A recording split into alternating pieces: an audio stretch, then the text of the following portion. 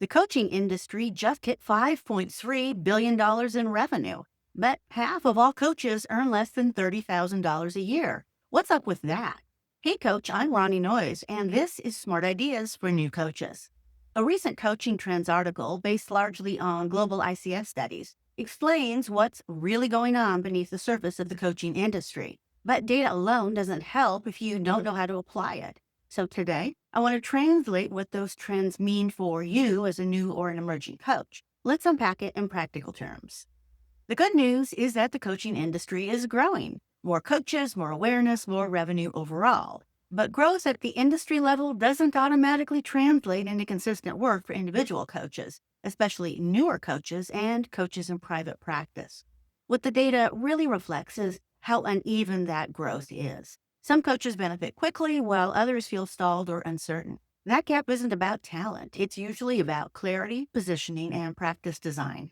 So if you've been wondering whether the boom is real, the honest answer is yes, but it doesn't lift everyone equally. Let's talk about what you can do about that as a new coach.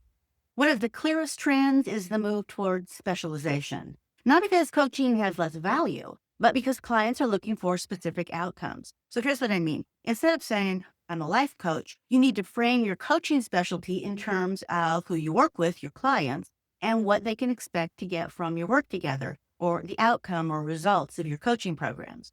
What if you said, I help burned out nonprofit directors rediscover their mission without sacrificing their health? That specificity is what gets clients to say, this is exactly what I need. Specialization isn't about boxing yourself in. It's about helping the right people recognize themselves in your work. So think about it on two levels: the audience you serve and the problem you solve. So, like marketing for women business owners, relationship coaching for singles over 50, career building for recent college grads without much experience. We're talking about people's lives, their careers, their businesses, their health, or their wealth. They want to know that you have experience, a point of view, and an approach that specifically works for people like them to meet their goals. The one-size-fits-all coaching thing just doesn't work anymore because nobody wants to pay for their coach's learning curve. They want the full expertise and experience stack right from the start. Specialization is faster, which means more affordable if you're charging top dollar, and a lot less friction because you already understand. That's why your clients want a coach with a specialty. Another trend I notice is away from hustle and toward infrastructure. The coaches who feel steadier right now tend to have systems, maybe not flashy ones, but functional ones. Clear onboarding, predictable session flow, thoughtful follow-up. These aren't growth hacks, they're quality supports. Systems exist to reduce friction so the relationship doesn't have to carry everything. When things feel chaotic or disorganized, clients sense it, even if they can't name it.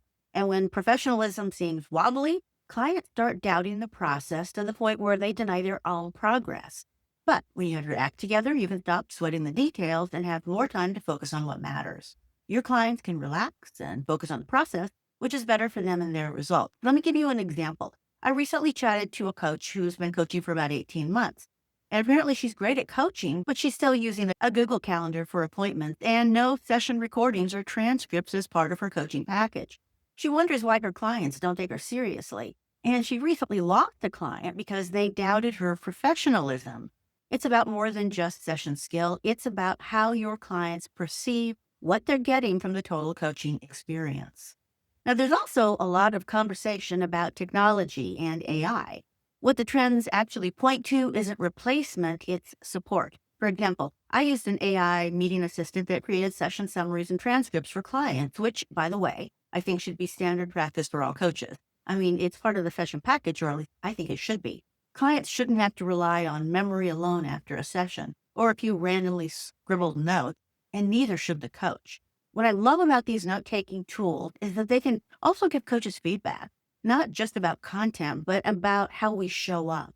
Things like talk-listen balance, question patterns, and reflective insights about our individual coaching style. Not so you optimize yourself into a robot, but so you stay aware. Reflection like this is part of professional coaching maturity. And if you don't like to listen to session recordings to evaluate yourself because you hate the sound of your own voice, this is great for you because you can read it in the full transcript as well as get some statistical analysis of your session. I found this type of feedback incredibly valuable.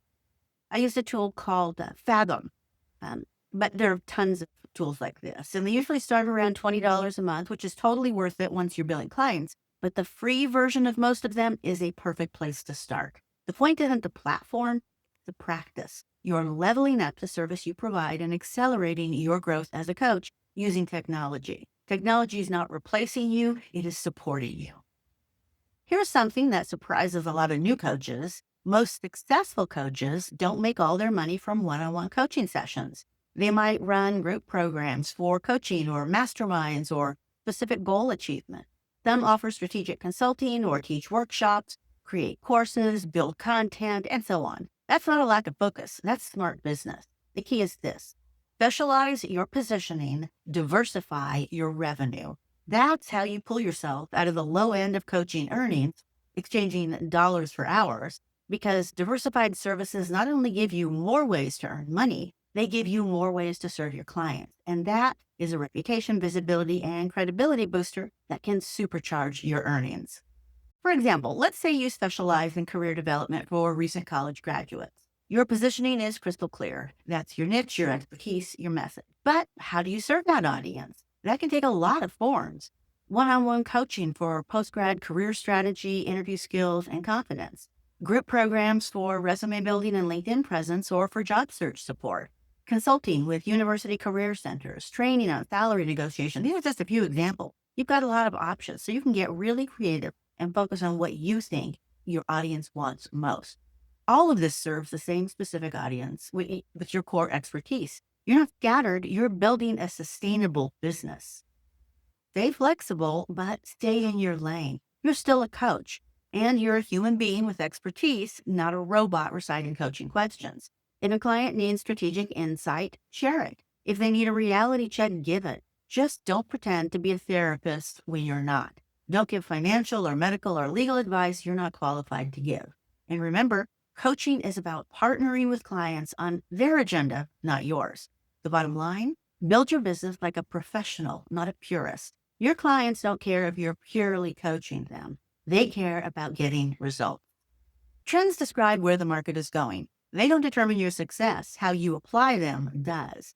The coaches who tend to feel steadier right now aren't louder or more aggressive. They're clearer. They design their practices with intention, and they treat professionalism as an ongoing skill. If you're building your practice right now, that's the work that matters.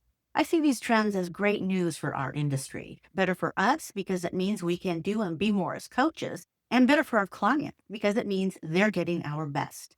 The coaching industry is leveling up. Higher standards, better tools, more impact. That's great news for coaches who are willing to grow with it, like you.